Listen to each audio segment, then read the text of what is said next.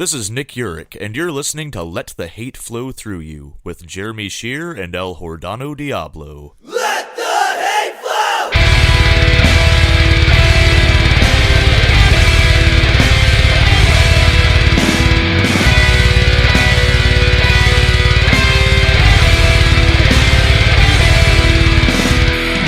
Available on the Lousy Weather Media Network. Welcome to Let the Hate Flow Through You, your weekly dose of audible hatred. I'm Jeremy Shear. El Hordano Diablo. Joining us on the podcast this week, all the way from sunny Oklahoma, TM Francis. Sunny and stormy and beautiful Oklahoma. Thanks, guys, for having me back on. I love your Always. Always. So how much do you get to hang out with Jim Ross now that you're in Oklahoma? You know, we live about, he lives in Norman, right? Yeah, so yeah. I'm about as far away from him as I am from the Tiger King Zoo. I got about an hour and a half in between each of those famous locations. Right on, man. Yeah, we're really out here in the middle of we're almost in like the Panhandle in northwest Oklahoma, so we're quite a ways away from. Is that kind of like you said northwest? Is that like kind of still the Ozarks, or is that further past? No, the Ozarks is more like western Missouri and like the eastern part, like where and fortunately too, we're not in the super tornado-y part of Oklahoma, but yeah, we're a little further west. So we basically, it's kind of it's basically like in Texas, except it's just unpopulated. You know what I mean? Gotcha. So the big question this week, TM Francis, is why do you hate Vince McMahon? I hate Vince McMahon because he's ruined so many things, and he also the older I get and the more I reflect upon him, the more it seems like he might actually be sort of an evil guy. And I don't know what the correlation is between this, but I know both in 2001 he tried to launch the XFL and 9/11 happened, and this year he tried to launch the XFL coronavirus. And I don't know how karma works, but I think that there's some kind of correlation in between those two things. Damn. Something about him starting a football league just unleashes some kind of evil on the world that nobody's prepared for.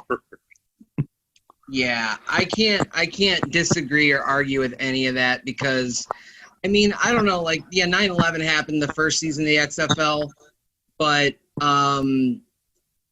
this time, I had friends of mine that were like, oh no, it's going to be good this time, blah, blah, blah.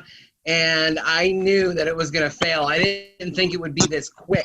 But now that he's fucking buying it, that there's rumors of him buying it back already. He's always doing some underhanded shit to get more money. That's like Vince McMahon's fucking MO. Yeah, he's the ultimate. He's like the ultimate businessman, and that's why and there were a couple things recently that actually made me think about how much I didn't like him, which was number one, a couple months ago during the at the beginning stages of the pandemic, the WWE just released a whole bunch of people, probably also having to do with the XFL debacle. But there was that when it's like everybody's going out of their way to try and figure out how you can pay your employees. This guy who's worth about as much money as you can be was just letting people go.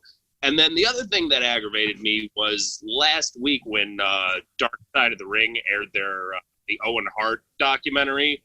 Yeah, McDivitt, yeah. Vince fucking longtime attorney who he's got to be one of the best lawyers in America, I would imagine, but he came out and he said that Martha Hart was was Martha Owen's widow, or is that his sister? Martha's his widow. No, okay. Yeah. Yeah, whoever his widow is, Jerry McDivitt came out and said that she wasn't concerned with really finding out what happened to Owen, and it wasn't about it was about her getting money and stuff like that, and just for him to come out with a statement like that, 20 years in the rearview mirror, when the negligence of Vince McMahon's company is responsible for this guy's death. I was just like, wow. I was taken aback by making people of trying to defend himself or anyone in that matter. I mean, he's done so many just awful things. I mean, even on television, like what he said to John Cena when Booker T was standing there, or because dude, as funny as you might think that is, it's not okay. It's just not. And and that he does evil things in real life, but he also had done a lot of if you could hold this against, I feel like he's ruined a lot of good things in wrestling, which I actually is less than the reality that we're talking about. Yeah. I mean, but still, as lifelong fans though, there's been points in my life where I've thought, Vince McMahon was fucking God, at least of wrestling. But the more and more you learn about the dude, he's really just, he's a conniving fucking piece of shit. And he has ruined a lot of wrestling. But another terrible fucking thing he did was after Benoit died, and somebody was interviewing him, and it was when he smacked the papers out of the dude's hand and shit. He can't handle an interview. Yeah, he did that to Bob Costas one time. He's gone off on interviewers a couple times. He was getting real shitty with people in the aftermath of Owen Hart's death as well, when reporters would ask him, like, well, do you feel like there's anything you could have done? And he'd be like, whoa, first of all, my company. And then, Oh, yeah. He said they showed a clip of it in the Dark Side of the Ring when somebody asked him. Yeah. He's go fuck yourself, dude. Would it ever even occur to you to be that audacious with someone, considering what they were asking him at the time? Like, a guy died, so for him to be like, whoa, I don't like where you're going with this. That's like a sociopath in itself to begin with, to even have that reaction, Well, dude. And it just goes to show that you can tell that him and Donald Trump are legitimate friends, because Donald Trump does the exact same shit when he is posed the question that he doesn't want to answer or doesn't have the answer to. He deflects. That's the thing about Vince too, is he and Trump are very similar in the sense that Vince McMahon the reason WWE rather is the most popular is because Vince McMahon was the most cutthroat businessman in the wrestling industry, and he drove everyone out in the 80s when they kind of weren't expecting anybody like him to come along. But it wasn't, he didn't rise because his product was superior. He rose because he was the most cutthroat businessman.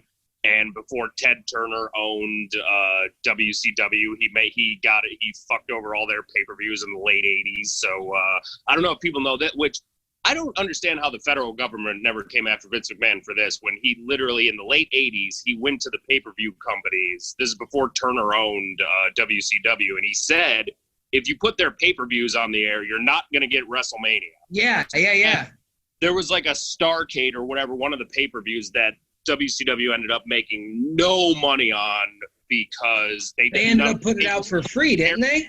Yeah. So for him, I don't know how he was never gone after. If that's not a violation of fair business practice, I don't know what is. But they never went after him because it was the wrestling industry. They tried to bust him later for steroids. But Vince McMahon, all those monopoly laws that probably the federal government would never want to apply, because then they would have to admit that wrestling is a legitimate product. He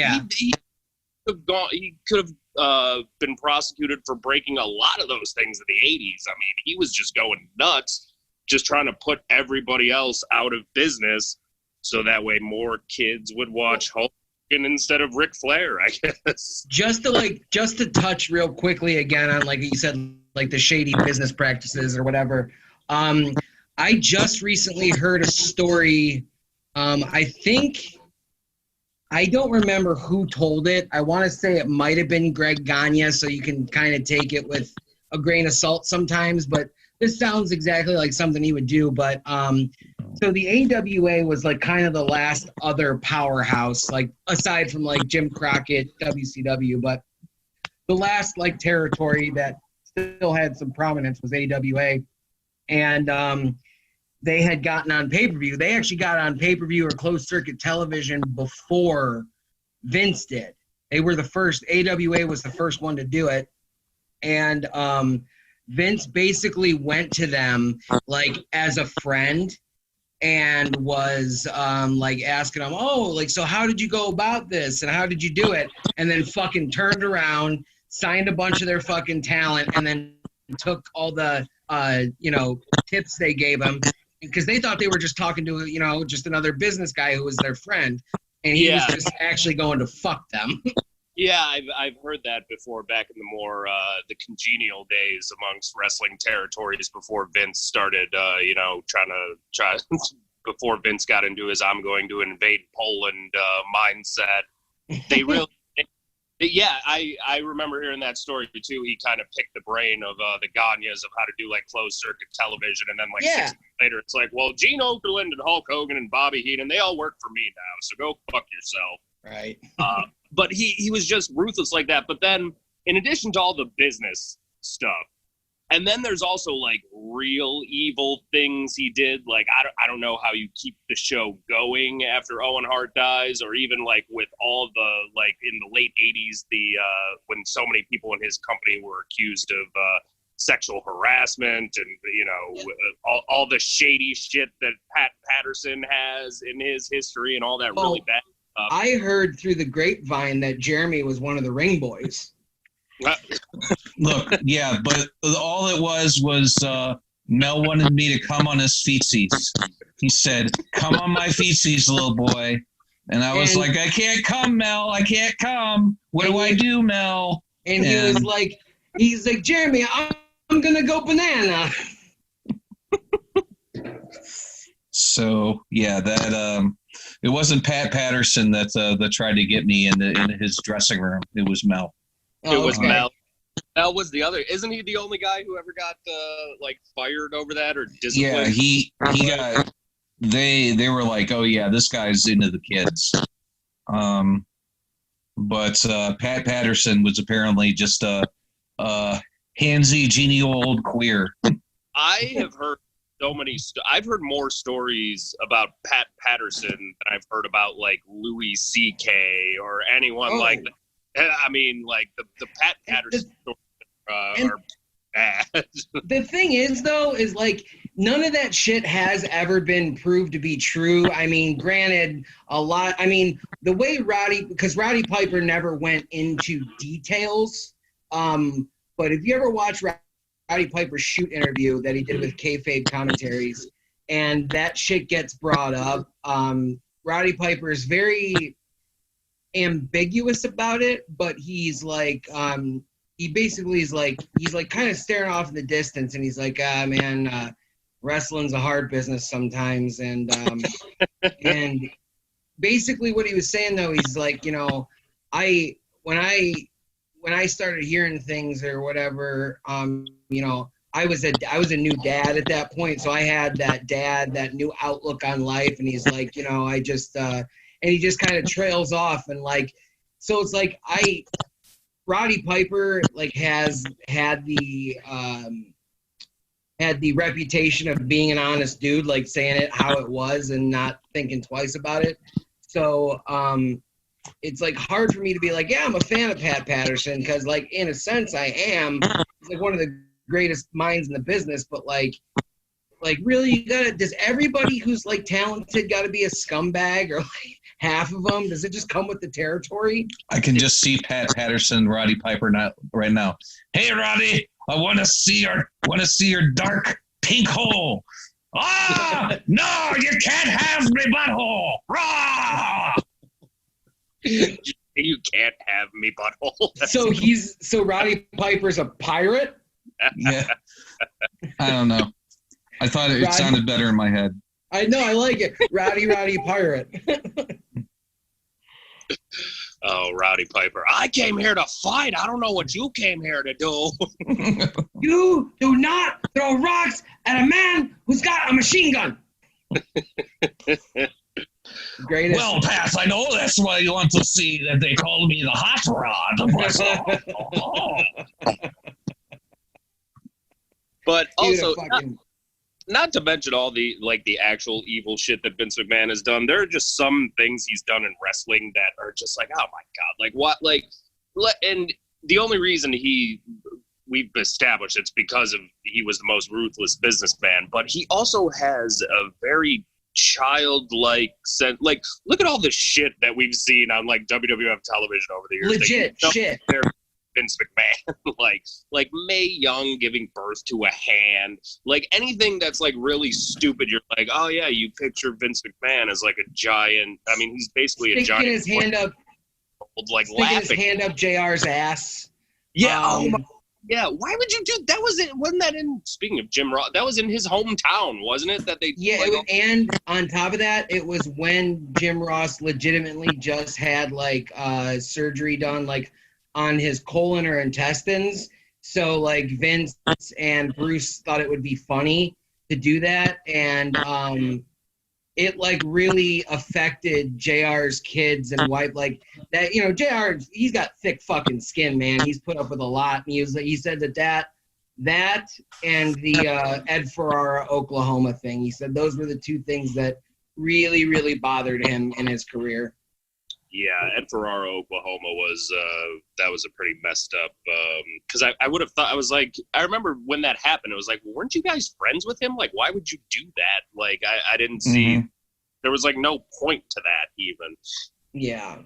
And Vince McMahon, I mean, I stopped watching right after the invasion thing, because I had already, like whatever year I discovered ECW, that had become my, so it was like 95 or whatever, and WWF pulled all their, they pulled Superstars off of syndicated TV, so I couldn't even watch it anymore. So I was okay with, like, not being a WWF fan, but then all of a sudden, like, 2000 comes along, and WCW is terrible, and ECW was bad that year, too, and then they both go out of business, and all of a sudden he fucking owns everything. And the only saving grace was like, okay, well, they're going to do this invasion thing, so this should be, like, the cool thing we've all been waiting for our entire lives, right? But they didn't have the names. They didn't, but they could have, like they always say, too expensive. We couldn't get Hogan and Ric Flair and Sting and Goldberg. We couldn't get guys because they didn't want to pay them or whatever. Well, no, what it was is like, so all these people, like basically every talent except for Macho Man Randy Savage were all paid by Turner. Like Turner proper. So for the guys like Hogan, Goldberg, like the Sting, the big names, Nash, Hall, like they could have gone to work for WWE, but it would have been a considerably less amount of money, to whereas they could ride it out and get paid their full Turner contract. Yeah. So WWE didn't have to buy out the contracts. They had the option to buy the contracts. They could have. Yes. And I know that would have been like, because they didn't need to get everybody. Like, fuck, like Scott Steiner and Jeff Jarrett, like people like that. But if they would have just brought in like Hogan, Hall, Nash, Flair, which they brought in Flair the day after it ended anyways. Yeah. Like if they gotten like 4 or 5 of those guys, like, and then maybe like Sting and Goldberg and Bischoff, who wasn't even under contract anyways, if they would have gotten those guys, that stupid invasion pay-per-view is the highest bought. It has the most buy rates of any pay-per-view that's not a WrestleMania. It was like 7,000 buys or something crazy like that. So if they would have, and the 2 top WCW, it was like Booker T, Diamond Dallas Page, and Rhino and the Dudleys were like the main event WCW, ECW team. If they could have gotten like some legit, the other bigger name guys, that pay-per-view could have done like 1 million buys like a WrestleMania, and then that already would have paid for the additional, big name talent that they brought in. They would have been stuck paying them after that to whatever contract they would have had to have agreed to get them to come in. But in the long run, that would have made that like angle so that it wasn't the most disappointing thing that ever happened. Bischoff was approached about like leading the invasion, and when he turned it down because he's like, "Not you guys." He knew it was not going to work because they didn't have the people they needed to make it work.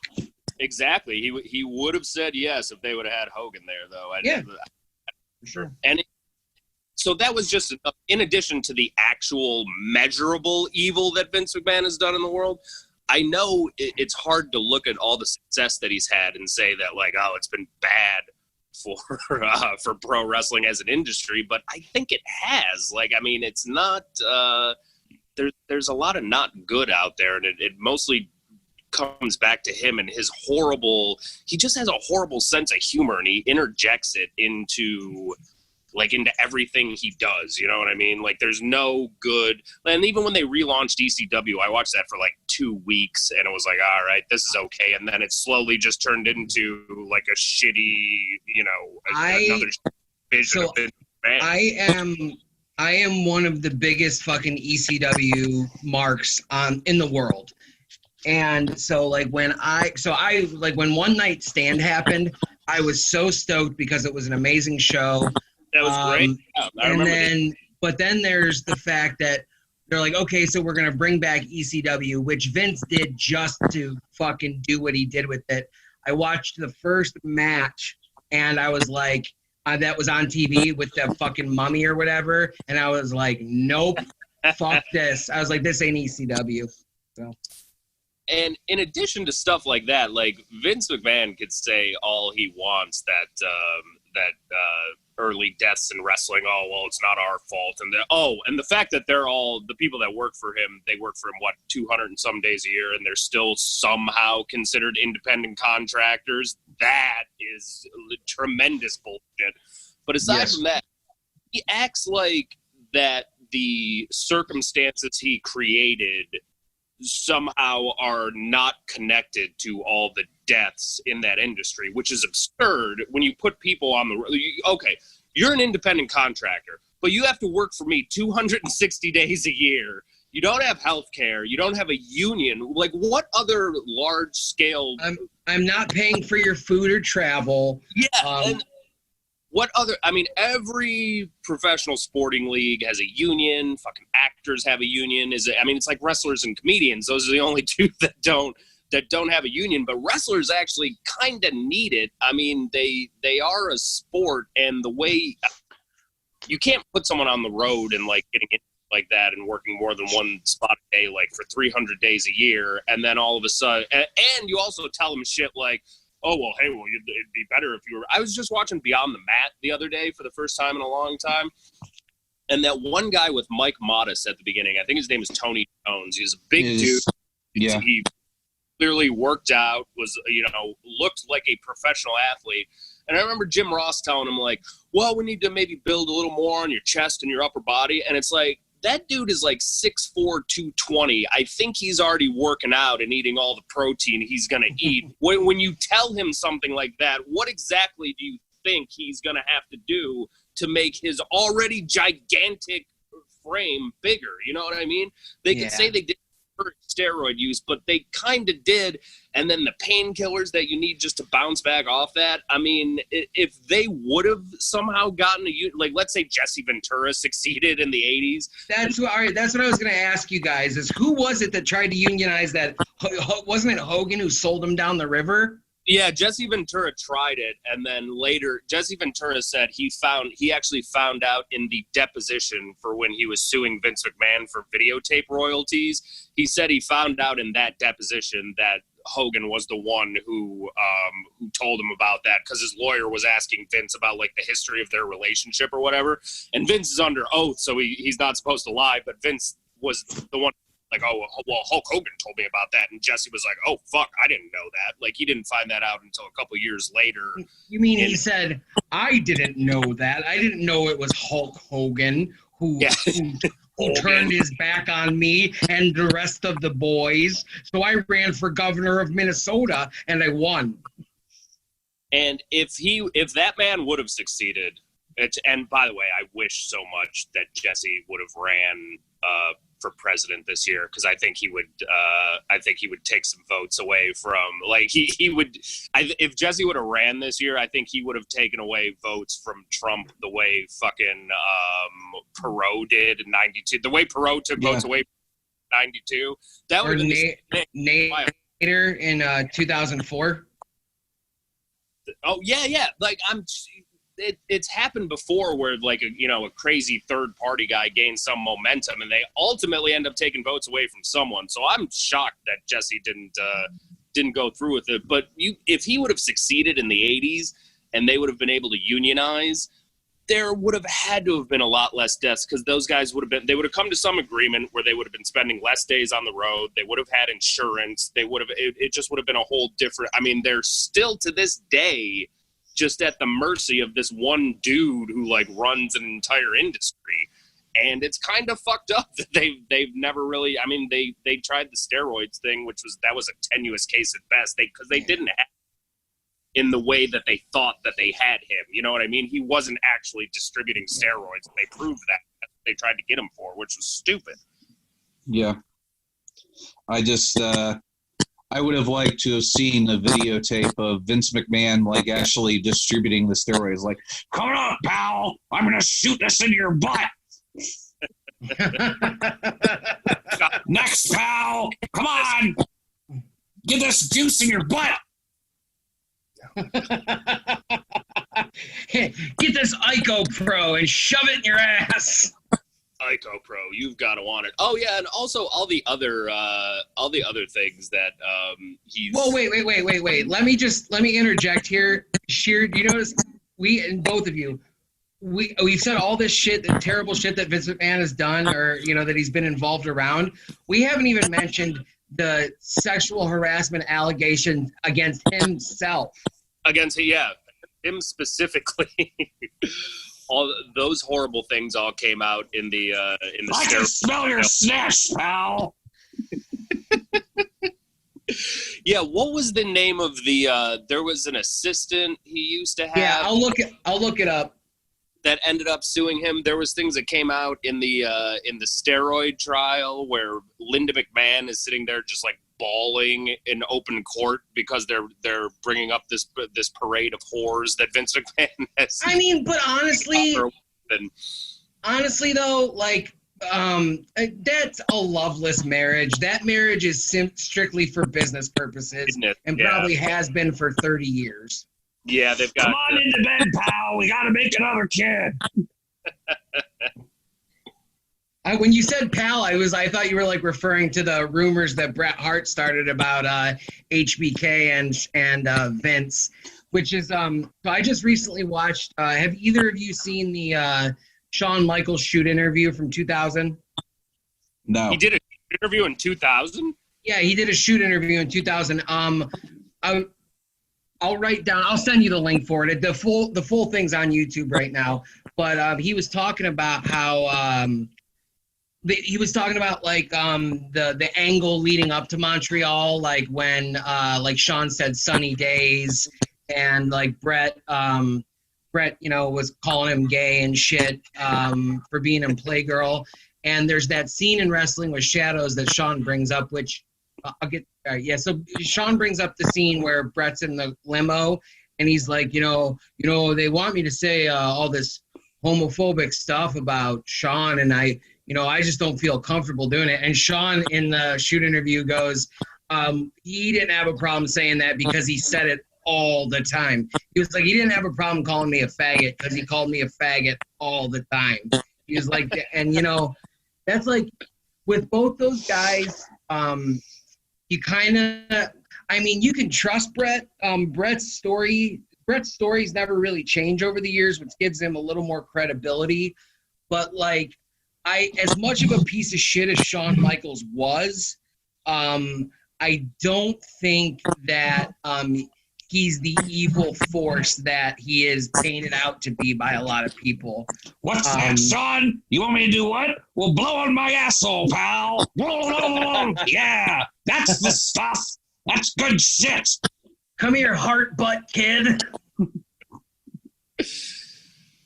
But, you know, so I mean, just like, I you know, with especially Sean in like 2000, like he was probably jacked the fuck up on painkillers and fucking muscle relaxers in that interview.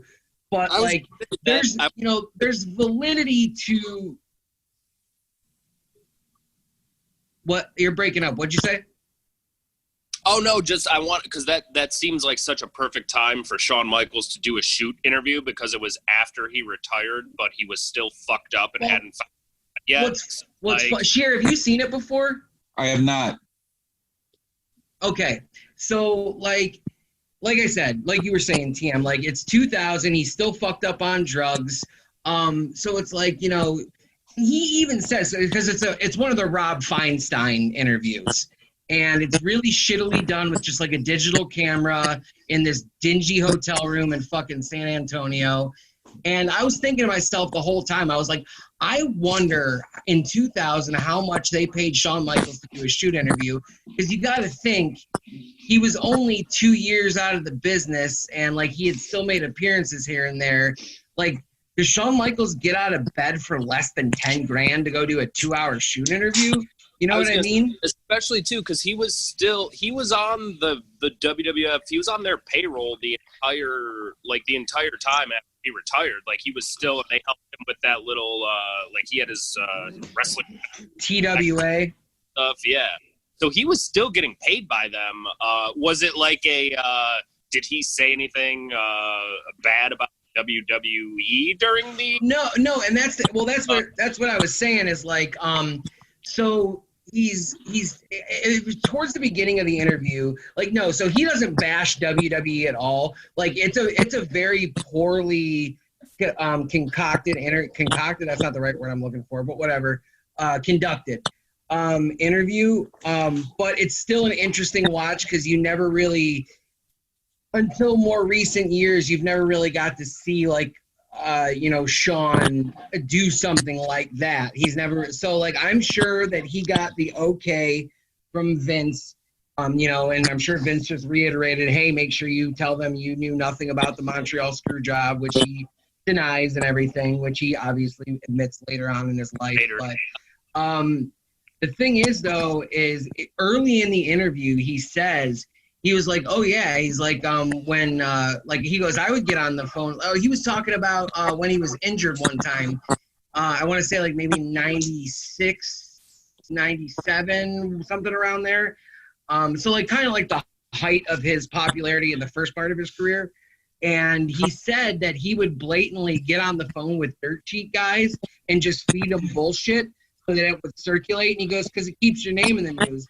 So, like, if I'm interviewing somebody and they tell me something like that, and let's just say that they did pay him $10,000 to come shoot this interview, like, a guy is openly admitting to you that he lies to people like you, but you just paid him X amount of dollars to drive down the fucking road to meet you at a Motel 6.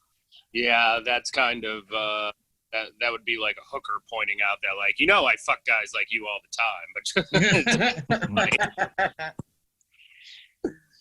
yeah, they don't tell me that. Hookers don't fuck guys like me all the time. Not for my prices. I haggle them down. As well, you should. That's why you should get one of those punch cards that you get like a 5th visit free. I should, except I'm actually just punching her. Well, all right, so I pulled up Vince McMahon's from sexual assault to feeding wrestlers steroids, all the outrageous things that the WWE CEO has been accused of. And so apparently in 2006, he sexually harassed some woman in a tanning booth. And 2006, he was not a spring chicken, so maybe his balls just fell out of the tanning booth. Oh, sorry, pal. Can you pick that up off the floor, pal? Did my balls drop again? Could you imagine Vince McMahon in like a little Speedo going into a tanning bed, and then his 65-year-old sack just falls out and rolls all the way to the floor? Did you guys see those pictures of him a couple years ago when he fucking crashed his Lamborghini in like downtown fucking Connecticut or whatever, downtown Greenwich? Yeah, because apparently he drives like a fucking bat out of hell. That's what everyone says, yeah.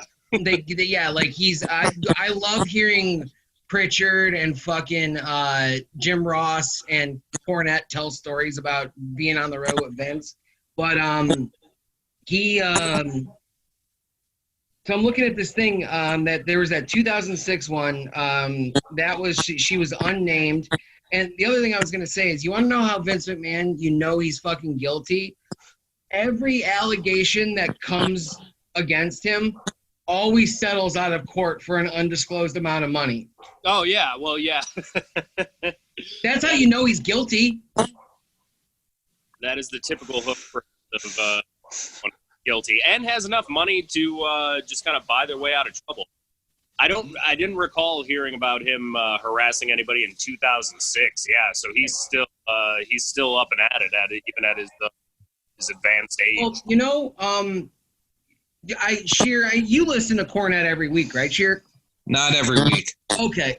So did you hear so when they did like a 25th anniversary thing for Triple H like maybe a month or so ago, and it was just basically like Shawn roasting him in the ring, and then I guess Vince came out. I didn't even watch it, but I was listening to Cornette's review of the show or whatever, just talking about it, and he said, he was like, that was the first time in my life in, the 40-some years I've known Vince McMahon, or 30-some years I've known Vince McMahon, that he looked human. He looked like he was aging finally. And, like, dude, he does. Like, he does, yeah.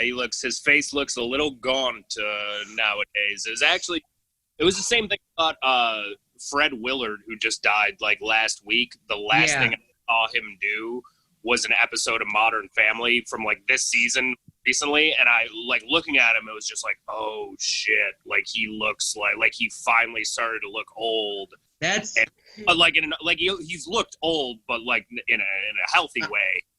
Vince has the same thing now, where all of a sudden his face is very gaunt, and he's just he might be on his way out. I don't know. I saw George Carlin in Cleveland about 3 months before he died, and we had pretty good seats, and like I could tell just by like the look in his eyes, I was like, he does not have much time left. Like you could just kind of tell that he was starting to go. Do you think? Don't listen to that, man. You can fuck my flaps.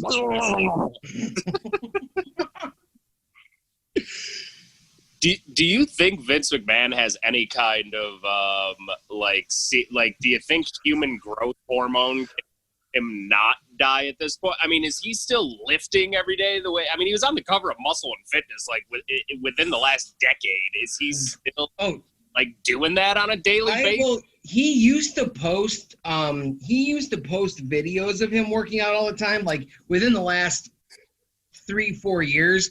And I mean, granted, I don't really follow him, but like, I don't ever see that shit circulating anymore. So I don't know, man. Like it's weird. It's weird to like, we've all been bitching about Vince McMahon for years, and like now it's getting to the point where it's like he's not going to give up power. He's never going to give up control.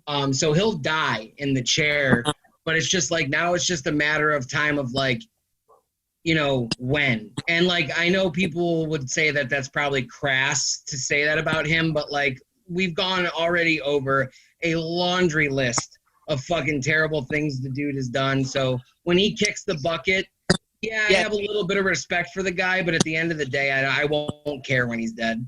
He's not a good man. It doesn't seem like just in an overall sense of the word. And like the dark side of the ring last week, the Owen Hart. Did you guys both see the the one?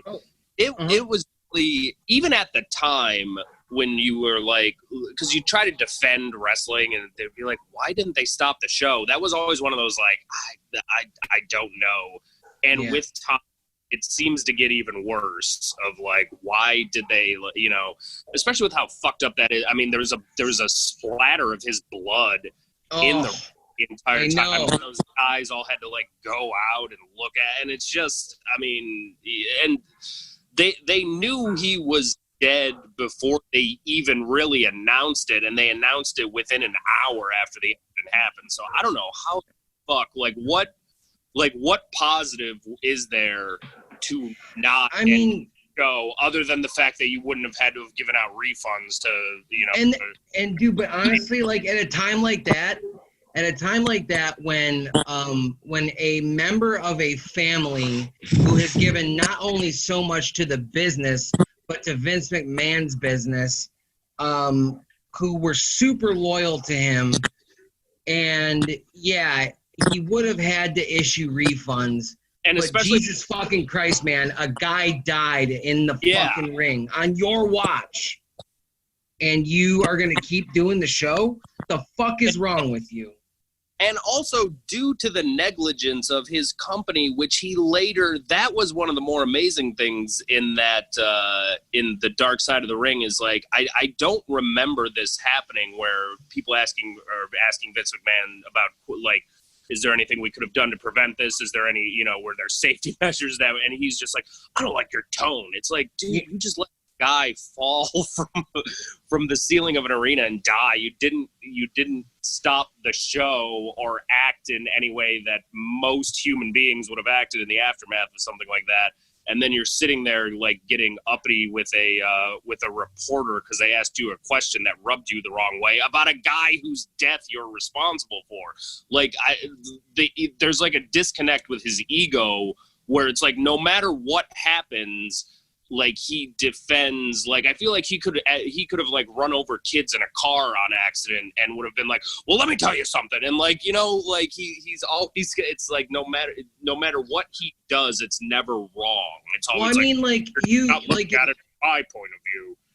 Well, like we were talking about with the Owen thing, like I don't know, Sheer, if you've like heard the story about when I think it was after Shawn and Taker's second match, so the one that Shawn retired, Undertaker, once he got back to the back, it was either that one or against Triple H, and he collapsed like before getting back into gorilla position, and Vince went to the hospital with the Undertaker, and it just when I heard that story and then found out like the other night more about the Owen Hart shit. It's like Vince didn't. If you're not one of, you know, his, you know, if it's not Undertaker, if it's not HBK, and it's not Austin or The Rock, he doesn't give a fuck. Yeah, he doesn't care. You are as valuable to him as whatever kind of buy rate he could sort of squeeze out of you on a pay-per-view. Sure. Which, by the way, they could have done better with Owen Hart if he wasn't the goofy ass blue blazer at that point. And one of the interesting things they brought up at the end of that Wrestling with not Wrestling with Shadows, the Dark thing, which I didn't think about, was like, think about all the dudes that came in within like the years after Owen died. Like right after Owen died, then all of a sudden they had Chris Jericho and Benoit and Malenko and Eddie Guerrero and like all those guys that Owen was like on like equivalent to in great and just like being one of the best in the ring at the time. I mean, how great would that have been if he was still around? Yeah. Like Guerrero and Benoit and Jericho and those guys got there. He may have ended up being a world champion in that. I mean, if Guerrero and Benoit did, which I know the company didn't particularly, it wasn't like they were putting their full, well, I mean, they put their full force behind him for a little bit, but I think Owen would have been in that spot before either one of them would have been if he were still there and still working and everything. Yeah, he would have. Absolutely. They wouldn't have had a choice. So he'd be the one guy that could go ham with all of them. Yeah, and Owen Hart would have been a much better initial feud for Chris Jericho than like Ken Shamrock per se. Nothing against Ken Shamrock. He seems like a decent human being, if not mildly head affected. But he took the Joey Ryan dick flip. Yeah, how do you feel about the dick flip? The dick flip? I've never. I mean, I've seen it. I've never watched like a show that had it on it, but I'm not a fan. I don't like. I kind of align more with Jim Cornette in traditional. Like it just seems goofy to me. Which is another thing that Vince McMahon introduced into wrestling was. Like, I know everybody loves The Undertaker. But, like, a lot of that shit was so like, even when I was a kid, do you remember the Royal Rumble where The Undertaker, like, ascended to heaven in the arena? Like, that, like, stupid shit like that got introduced because of Vince McMahon, because for whatever reason he thought that was a good idea. But no, I'm not a proponent of the dick flip, as I'm not a proponent of The Undertaker floating out of a casket or hitting things with lightning or, like, Kane lighting people on fire or any of that shit. It just doesn't I don't know. Yeah, but you know who can do it and gets away with it is fucking Matt Hardy. Matt Hardy can get away with it. Well, I haven't I know he's gone because I've seen like all the things that he's done in the last couple of years, gotten a lot of like internet attention. Yeah.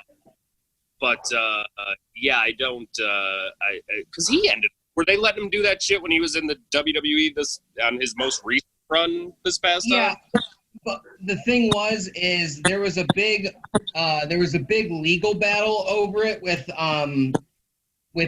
Impact because they tried to claim that because it was on their television show, it was their intellectual property, but he was doing all this promotion on his own YouTube channel and adding to the storylines without them. So it's like, he ended up winning, and like, because he wanted to do it in WWE, and I guess Vince or Matt Hardy was told, and I assume it would come from Vince, that WWE would let him use it if he got the rights, but they would not help him acquire the rights. Like, they weren't going to pay for it, which actually works out in Matt Hardy's favor, because now that he's in AEW and he owns the intellectual property of his own character, he fucking does whatever he wants. It actually worked out well for him. Who even owns Impact? That's still a thing, right? Is it Sheer? Does Scott D'Amore own it, or does he just run it? I have no idea. I'll look it up. I don't care.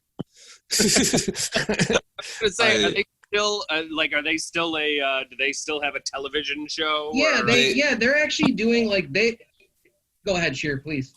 They have a lady world champion. It's Tully Blanchard's daughter. Oh, Tessa Blanchard? Yep. Yeah. Didn't she beat? Who did she beat for it? Like Sami Callihan. Yeah, she beat Sami Callihan for it. Oh, she's like their world champion. Yeah. Oh. Dude, she's so fucking good. She is amazing. Yeah. I don't know how I feel about that. Well, Vince McMahon made China Intercontinental Champion one time, so. Yeah, she couldn't work shit either. No. But at least she was big. Okay, so. Like a normal, not that I'm trying to say anything bad about China, but she was a large lady. Tessa Blanchard's like a normal sized female, right? She's like, but she's ripped. Watch some of her matches. She's great, but does she just like wrestle dudes across the line now? Like there's no. She wrestles anybody. Like she wrestles anybody. But it's Anthem Sports and Entertainment is the majority owner of Impact, 95%, and apparently Dixie Carter still owns 5% of it. Well, all right. But Vince McMahon, not as good of a person as Dixie Carter. So I mean, we don't know that for sure. I don't know what Dixie Carter does behind closed doors, but she would have to have a pretty impressive resume to compete with just the evil that Vince McMahon has unleashed into the world. Not to mention the World Bodybuilding Federation. I mean, good God. Look, that introduced the world to the Iron Warrior Mike Christensen. Okay. How about this one? We didn't even touch on? Vince McMahon is the guy who legitimately pitched an incest angle for him and his daughter, and Stephanie was like, absolutely not. Like, that's the kind of warped, fucked up. Like, dude, he's probably never seen a shrink before, and it's way too late for him to start. But therapy might have helped that guy. Hey, pal, I'm going to bang my daughter, pal. It's entertainment. Don't you watch the internet porn? This is what all the kids love. That was always his excuse for everything. It's entertainment, pal. We with like that thing he says in Beyond the Mac. We make movies. We make movies. And then what did RJ say? Is chewing the water. Yeah, and you could even see in which. Oh, by the way, it's been depressing to, if you guys have been watching Dark Side of the Ring, you see when they interview Draws, and it's just like, geez, that's... He was on last season, too, I think, for an episode or something, and it's just... they're going to do an episode on him. Yeah, it sucks, man. He doesn't seem bitter about it. No, he doesn't, which, I mean, then God bless him for that, but he... it's I've just offed myself already. Dude, I have that same thought when I see it. It's really sad to see, especially because then they show, all the footage of him back in his prime when he was, moving around and just this unbelievably gifted athlete, played in the NFL and everything, and yep, have some shitty like that happen to him. Although I guess you could put that as a check in the good column mark for Vince McMahon, because there are some guys that he's taken care of. Yes. For one or another. Draws appears to be one of them, which, I mean, my God, how can you not? But Draws, Scott Hall, Jake the Snake. I mean, like, a lot of people Vince has put out money and care for, but he's also, I mean, he's fired people via FedEx. He's also a reason that he's also a contributing factor to why any of those guys would be fucked up to begin with. But because whose decision was it to allow Jake the Snake to get hit in the head with a legit guitar, which crushed his vertebrae and then ended up leading to his painkiller problem, which led to everything else he was a mess for like 2 decades. Yeah, he was. Because of injuries he got in the WWF, or well, if you believe his accounting of it, that's what it all started with. But I believe it. Yeah, I mean, I feel like he's done legitimately and measurably more bad than good. Yeah, and especially, well, it's almost like. I think the way it could be summed up is that the bad outweighs the good, and the only good he does, I feel, is only, or at least 95% of the good he does is self-serving and to portray to portray him in a different light. I don't think it's genuine, the good shit he does, or at least 95% of it I don't believe is like well-intentioned.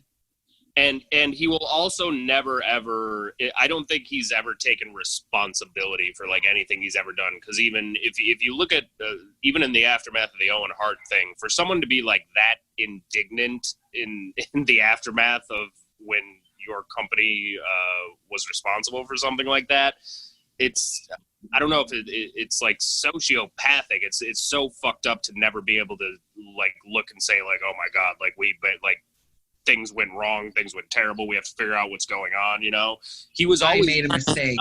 Yes, exactly. He's on the defensive no matter what, no matter how badly he fucked up, he's willing to defend his actions, which sounds suspiciously like a friend of his who is running our country right now. Like they have the exact same mentality. Yeah. Talking about past errors. They don't think they've made any, like, ever. Like, you know what I mean? Like, it's always, whatever they do is always different. Like, you keep saying sociopathic, and that's exactly what it is. It's they've convinced themselves what they say is true. It's hard to catch them in what they would think is a lie, because that line is very blurred for them. Yeah, no, I like how you phrase that. And it's hard to catch them in what they would think as a lie, because they do it freely, but it doesn't, it's like, no, that's not, what are you talking about?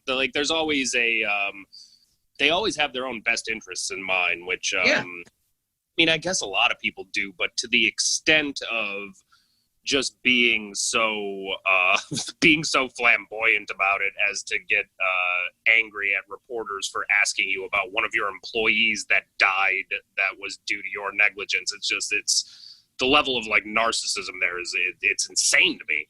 Yep. So where can we find you on the internets? On the internets, on Twitter, I'm at Toms of Fun now on Twitter. Toms of Fun. Except Tom's of Fun. I think that's a catchy handle. Yeah, it's good. Yeah, that's about it. I'm not on Facebook or anything like that. I'm just sitting here trying to wait out this horrifying. When's the last time either one of you guys were? My last gig was March 7th. I think the last thing I did was probably in February. Jeez. I haven't done anything in a long time. I mostly just stick to the podcast and my wrestling zine now. Oh, wait, I'm sorry. My last thing was the 6th of March. Oh, my last thing was March 7th. So we're, the shit hit the fan right about the same time for everyone, it seems like. Yeah. Speaking of which, Jordan? Yes. You were saying? Oh, no, I just, I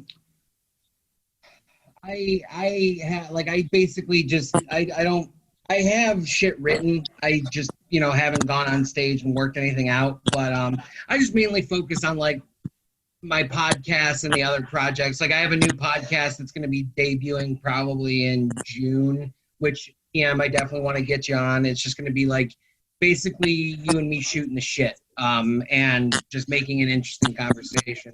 But more on that later. And then my wrestling zine, like that takes up most of like my creative time. So I don't really get out and to go do shows much anymore unless we do a live podcast.